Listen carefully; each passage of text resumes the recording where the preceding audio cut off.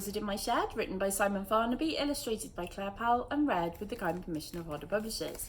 And things are starting to happen very quickly now in the world of Merdyn and Rose. So Merdyn has become a super famous wizard. He is living in a luxury flat, and Rose can't get to see him anymore because he's too famous and he's too busy. Jerabo has found a way to come to the future with the help of Selby, the scientist, but Jerabo has now imprisoned Selby in a bird cage.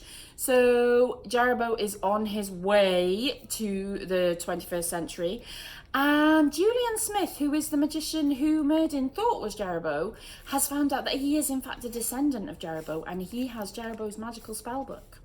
So join me for chapter 29, Spells Unwise and Merchandise.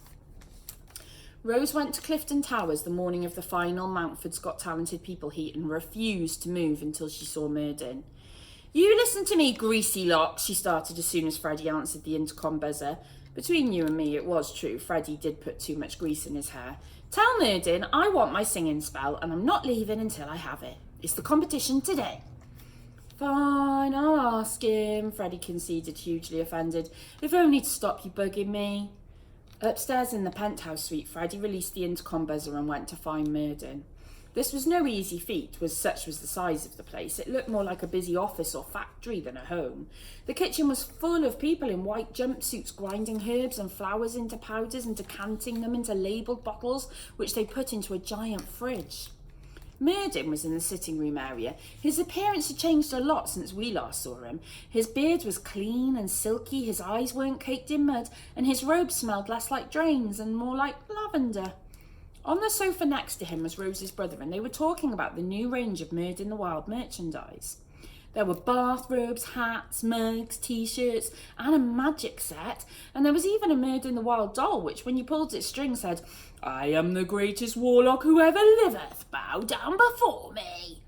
Chris was particularly proud of this one. "I think we should get the doll out for Christmas, Merds," he was enthusing as Freddie came into the lounge area looking flustered. "Ah, Freddie," Merdyn said, "who was at the door? Bleh!" He spat out the tea he'd just been given. "Too sugary! Take it away, fool!" he bellowed to one of his assistants. "Before I turneth thee into a toad."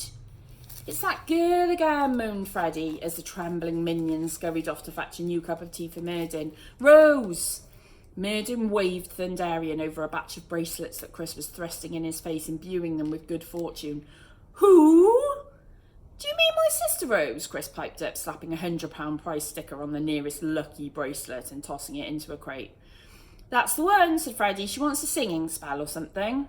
"She won't give up, Merds," warned Chris. "Take it from me. She's like a dog with a bone when she gets a bee in her bonnet." Merdyn didn't have a clue what Chris was on about, but he felt a twinge of guilt. He hadn't given Rose a moment's thought in the past week. "We got no time for her, Merds," insisted Freddie. "We got a whirlybird waiting on the roof to take us to the lazy lady studio."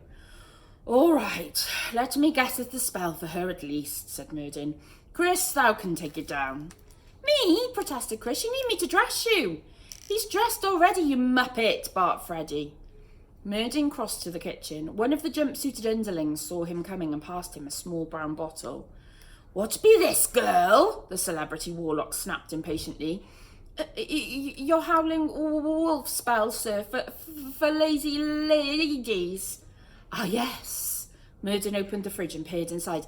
"And where are the singing spells? Why don't these bottles have labels, thou fod poodle?" "Sorry, sir," the girl trembled. "Haven't had time today. Top right." "Merds, let's go," Freddie said. Merdyn grabbed the singing spell bottle from the fridge. He paused as his conscience twinged once more, but then he shook himself firmly, tossed the singing spell to Chris, popped the howling wolf spell in his pocket, and ran to join Freddie on the steps of the roof, where the whirlybird was waiting. Minutes later, Chris opened the ground floor apartment block door and handed Rose the bottle. "When singing spell," he said. "Merdyn sends his appalls, but he's busy, busy, busy." He pointed at the helicopter rising into the clouds from the roof 23 stories up. Rose sighed at the sight of the fleeing Merdyn, but she had other concerns then, just like why Chris was wearing such oversized sunglasses. His baseball cap was the wrong way round as well. She looked him in the eye, or tried to. "Are you okay?" Chris shrugged nonchalantly. "Yeah, why?" Because I can't see your face for a start. Why are you wearing those ridiculous sunglasses? Because if I don't, they'll go crazy. Chris pointed to the crowd of Merdyn fans and paparazzi behind Rose. Why? Rose was perplexed. You're not the famous one. No, but I am the good-looking one. It was clear to Rose that Chris had finally got so vain that his brain had exploded. What on earth are you talking about, she said. Check this out. Chris whipped off his glasses and hat and directed a kilowatt smile at the crowd outside. Suddenly, they all went crazy. Grown girls and boys screamed and wailed like he was a pop star. The paparazzi snapped like crocodiles in a feeding frenzy. One teenage boy even started crying. Rose looked closely at Chris's face. It was different. His cheekbones seemed higher, his eyes were bigger, his nose was smaller, his eyebrows looked like they'd been plucked by the gods, and he glowed like he had a light bulb where his brain should have been. See? Chris said, beaming from ear to ear as he put his glasses and hat back on. Merdyn gave you a handsome spell, didn't he? Rose gasped, horrified. For all my hard work. Great, isn't it? Rose didn't know what to say, so as always she plumped for honesty. No, Chris, it isn't great. You look like a human Barbie doll. What does Shakia think? She doesn't like it, actually, Chris admitted. She preferred it when I was just really good looking as opposed to, like, really, really good looking. For a moment, Rose could see the old Chris in his saddened eyes behind the glasses, but then he turned to go. One last thing, Chris, she said. Would you give Merdyn this? She dug into her school bag and handed over a pine cone. Her brother looked at it quizzically. I need him to enchant it, said Rose, to make Bubbles speak again. There's a note inside. Make sure he gets it, will you? Don't just put it in the bin. As if I would, Chris said. Then he disappeared back inside the doors. Rose walked away, slowly at first, but then she started striding faster and faster. Fine. If Merdyn didn't want to see her again, this was just fine. At least she'd got the singing spell. Now it was up to her. Chris's handsome spell was something tragic, but if it gets her what she wants, why shouldn't Rose use magic? Chapter 30. Lightning strikes twice. This wizard's not nice.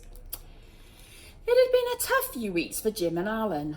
First there was the mayhem caused by Merdyn the Wild as he conjured Thundarium from deep within the old well. Then there was the subsequent dematerialisation act of the Warlock and 3 kids.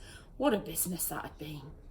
The Old Well shopping centre management had given them both some time off for therapy, which they'd found very valuable. Now they were back guarding the ornamental garden and all was well. It was a quiet morning. There was no trouble in sight and the traumatic events of Merdyn the Wild were firmly behind them. They could even laugh about it now. Do you remember that song he sang? Jim reminisced in a jolly tone. Alan laughed. The one about herbs and plants and things. That's the one. You know, he's released it as a record now, said Jim. I did not know that, said Alan. So he wasn't just trying to pull the wool over our eyes. Well, he was then, said Jim, but now he's a famous magician and stuff, so he's cashing in with a novelty record. My therapist said I shouldn't let it bother me, but let it be a lesson instead. What lesson's that? To expect the unexpected, Jim said triumphantly. Right on cue, a shining green light appeared behind them. A familiar feeling of dread pulsed through Jim and Alan's beating hearts, and they turned their heads slowly. The light was coming from the fake grass in the ornamental garden. Suddenly the ground opened up as if someone was pulling an enormous zip. The sides parted to reveal a huge dark mouth which spat out a man. As soon as it had deposited the man, whoomp! The mouth slammed shut and zipped back up again. The morning shoppers barely noticed. They were all busy shopping or texting on their phones, but Jim and Alan's eyes were like wagon wheels and their mouths like Pez dispensers.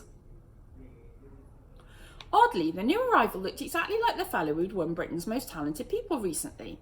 All quiffy blonde hair, narrow eyes and thin lips, except this version wore an ornate black and gold tunic, tights and a cape. His eyes adjusted to the light and he looked around in wonder. Finally, his gaze settled on the stunned security guards. "Hello there," he ordered. "What century be this?" 20th, said Jim in a shaky voice. 21st, Alan corrected. It's an easy mistake for those much older than you to make. Good, said Jeremiah Jeroboam, because that's who it was. Of course, though I'm sure you already realise that. He turned his attention properly to Jim and Alan. What strange clothes these future people wore. Uniforms of sorts. And who might thou be? Jeroboam demanded. important keepers of the rivers of time, perhaps? Alan remembered his counselling. Don't let anyone undermine you. You are in charge, Alan, he said to himself. We're people you don't want to mess with, he declared out loud. Jim took his lead from Alan. No more Mr. Nice Guy. Yeah, mess with us and we'll teach you a lesson you'll never forget, he added. Jerboa proceeded with caution. Who knew how advanced magic had become in the future? How far humans had come in harnessing the awesome power of nature? Art thou wizards? He asked the dumbfounded pair. Warlocks, speak! Yeah, that's right, mate. We're wizards, Alan quipped. And as soon as we say the magic words, you're under arrest. You, my friend, will go magically straight to jail. Jim thought that was a brilliant line from Alan. They both gave a self-satisfied chuckle. Jerboa couldn't risk going to jail. It'd be terrible for his plans. He decided to call their bluff. Very well, future wizards, he said. Let us have a wizard battle and settle this quickly. Do what? Asked Jim, but the words had hardly left his lips when... Anima porcinus pigus! Jerboa chanted a spell from his book and swung, turned Jim into a pig. Alan looked in horror at his new porcine friend. He reached for his pepper spray and unclipped his truncheon, both of which he held toward the wizard in a threatening manner. Is that all thou have? Jerboa scoffed. Yeah, said Alan. We're not allowed guns or even tasers at our level. Shwung!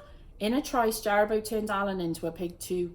Both porkers took off down the mole, squealing and weaving in and out of startled shoppers. The evil 6th century wizard stepped out of the ornamental garden and walked through the shopping centre, taking in his new surroundings. There were lots of bright colours, flashing lights, but where was the nature? The people were weak, Jerboa concluded, enslaved to the small black tablets in their hands. Some had even plugged their ears into them. It was clear they knew no magic, had no nature. This was going to be easy. But Jerboa's itinerary was thrown into disarray when he saw Merdyn's face right in front of him.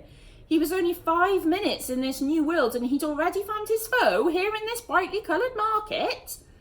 Merdyn seemed to be talking to some painted ladies. They were all sitting shrunken in a little box inside one of the market stalls. Jerboa decided to vanquish Merdyn on the spot. He pulled his sword from under his cloak and shouted, Prepare to meet thy death, you cur! Then he ran at full speed towards his foe and whoop! Ran straight into the window of the TV shop. What a strange place, thought the evil wizard as a kindly old lady helped him up off the floor. Maybe there was magic here after all. Are you all right, dear? The elderly lady asked. Yes, thank you, old hag, said Jerboa, a little dazed. The woman was wondering if he'd really just called her an old hag when she was distracted by his face. Oh, it's you, she said. You're Jerboa the Great.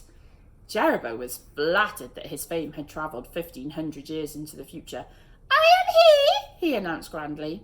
That Merdyn fellow certainly gave you a good hiding, the old lady said, puncturing the moment. You recovered yet? Jerboa thought he must be dreaming. What meanest thou?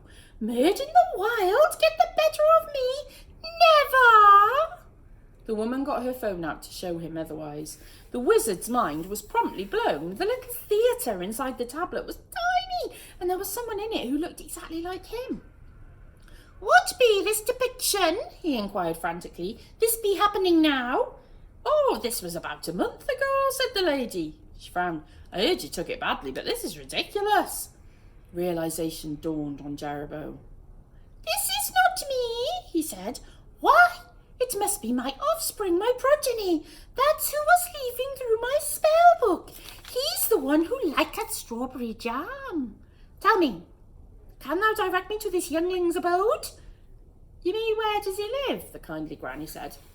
Don't know. I desperately need to find him, cried Jerboa. You see, he is my great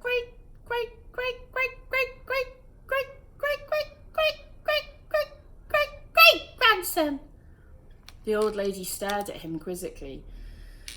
His real name's Julian Smith, I know that.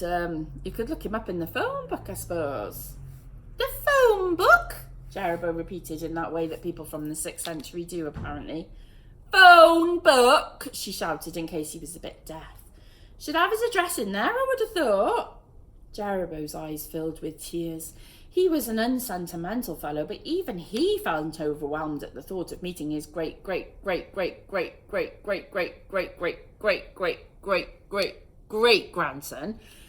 "Very well, I shall find him in this foam book," he said. "Then my descendant and I will kill Merdyn together. It can be a family outing." He had to bite his own fist, such was the emotion coursing through his veins. "You're going to do what?" said the old lady. "Many thanks for thy help, old hag." Jerebow dipped his hands into his purse and threw some dirty stones at her. "Here, for thy time." Realising now that she hadn't misheard the words old hag first time round, the woman began thwacking him repeatedly over the head with her handbag. "Maybe not all of them are weak," Jerobow's inner voice said, as the handbag pummeled him over the head. And we'll leave it there. Join me next time to see what happens now that Jerebow is in the 21st century, and Merdyn is in a whirly bird, and Rose is off to the talent show. Have a great week. Bye-bye.